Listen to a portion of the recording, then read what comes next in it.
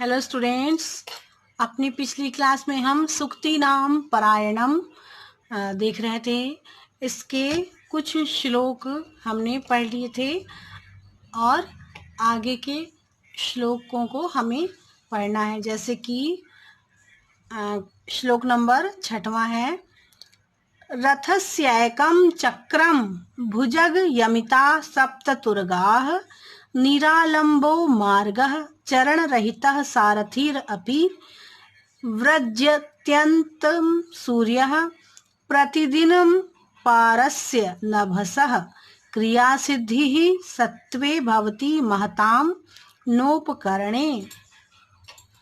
तो जो सूर्य है वह एक रथ पे सवार है, ऐसा कहा जा रहा है, और जिसकी की 7 तुरगा अर्थात 7 उसके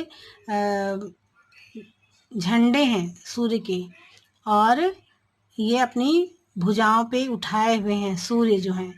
और निरालंबो मार्ग, जो कि दिन भर चलते हैं मार्ग में, और चरण रहित, सूर्य को चरण रहित और बिना सारथी के बताया गया है यहाँ पर। व्रजत्यंतम सूर्य प्रतिदिनम पारस्य नभसः, और इस तरह से जो सूर्य है वो है प्रतिदिन रोज पूरे आकाश पे विचरण करते हैं और एक पूर्व से पश्चिम तक रोज सफ़र करते हैं, रोज चलते हैं पूर्व से पश्चिम की दिशा तक। क्रिया सिद्धि सत्वे भवति महताम नोपकरणे, क्योंकि उन्हें यह कार्य रोज करना होता है, अपनी क्रिया सिद्धि के लिए वो चलते रहते हैं। तो जो क्रिया सिद्धि, अपने कार्य को करने के लिए पुरुषार्थ का महत्व होता है, बल्कि और उसके उपकरण का कोई भी महत्व नहीं होता है। तो हम रोज देखते हैं कि जो सूर्य हैं वो अपनी रोज अपना कार्य पूरा करते हैं, रोज पूर्व से पश्चिम की ओर चलते हैं और पूरे संसार को प्रकाशित करते हैं।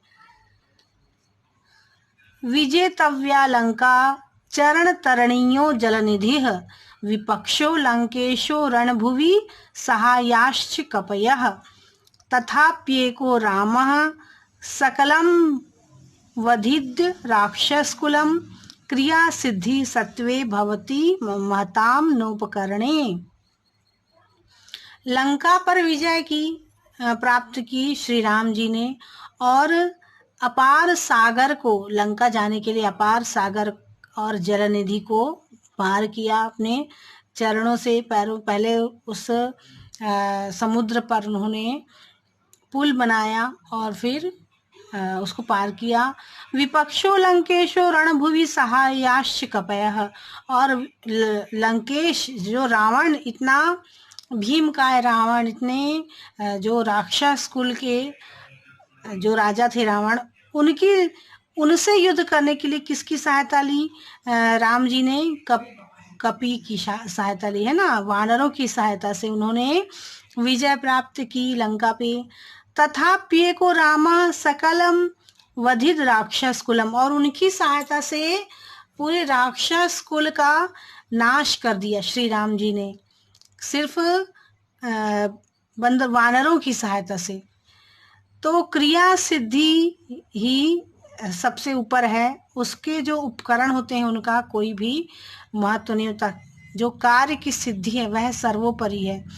उपकरण जो होते हैं वो महत्व उतना नहीं रखते, लेकिन कार्य सिद्धि में जो उपकरण जो भी लगते हैं तो उनका महत्व अपनी जगह होता है, परंतु वह मुख्य नहीं होते, कार्य सिद्धि ही प्रमुख होती है। आज्ञा गुरुनाम ह्यः विचारणीया, ये रघुवंश महाकाव्य से लिया गया है। ये जो सूक्ति ली गई है कि गुरु की आज्ञा पर कदाचित बिल्कुल भी विचार करने योग्य नहीं है, क्योंकि गुरु हमेशा अपने शिष्य को उचित आज्ञा देंगे। कभी भी गुरु जो है वो उनको गलत रास्ते पर कभी भी नहीं भेजेंगे। इसलिए कहा गया है कि गुरु अगर आज्ञा देते हैं किसी भी काम के लिए तो उस पर कभी भी विचार नहीं करना चाहिए। फिर है हितम मनोहारी च दुर्लभम वचः। यह किरात अर्जुनीय इस महाकाव्य से लिया गया है कि आपके लिए जो हितकर भी हो और आपको अच्छा भी लगे, तो ऐसी दोनों बातें जो हैं वो एक साथ संभव नहीं है। जो आपके हित में होंगी वो बातें हमेशा आपको कठोर ही लगेंगी, और जो मीठी बातें हैं वो हमेशा आपकी भलाई के लिए हो, ऐसी बात नहीं है, है ना। इसलिए कहते हैं सच हमेशा कड़वा होता है, क्योंकि जब हमें कोई भी शिक्षा देता है, चाहे वो आपके शिक्षक हों या पिता हों, कोई भी बड़ा होता, वो हमें उस समय वो बातें बिल्कुल भी अच्छी नहीं लगती हैं। ये आप अपने अनुभव से भी आप जानते होंगे कि जब आपको कोई कुछ कहता है कि ऐसा मत करो वैसा मत करो, तो ये बातें आपको बुरी लगती हैं, भले ही वो आपके हित में है और आगे चलकर ये बात आपको समझ में भी आती है। तो यही कहा गया इसमें कि हित भी आपके हित में भी हो, आपको अच्छी भी लगे, ऐसी बातें जो होती हैं वह दुर्लभ होती हैं। तो आज के लिए इतना ही। अपनी अगली क्लास में हम और आगे के पाठ को पढ़ेंगे।